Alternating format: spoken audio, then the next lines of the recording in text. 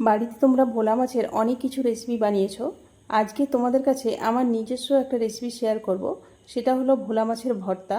এটা খেতে যেমন দুর্দান্ত লাগে আর খুব ঝটপট বানিয়েও নেওয়া যায়। প্রথমে গ্যাসের মধ্যে একটা কড়া বসিয়ে কড়াটা হালকা গরম হলে ওর মধ্যে পরিমাণ মতো তেল দিয়ে 1 চা চামচ কালো জিরে ফোড়ন দিয়ে লাচ্ছা কাটিং পেঁয়াজ 1 বাটি দিলাম।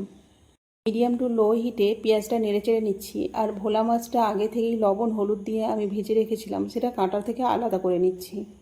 পেঁয়াজটা কয়েক সেকেন্ড নেড়েচেড়ে নিয়ে ওর মধ্যে দিয়ে দিচ্ছি 2 ইঞ্চি পরিমাণ চপ করে রাখা আদা আর কয়েকটা রসুন। আদা রসুনের কাঁচা গন্ধ যাওয়া পর্যন্ত নেড়েচেড়ে নিয়ে ওর মধ্যে দিয়ে দিচ্ছি 5 থেকে 6টা কুচি করে কাটা কাঁচা লঙ্কা। ভর্তায় ঝালের পরিমাণ সামান্য বেশি থাকলে খেতে ভালো লাগবে।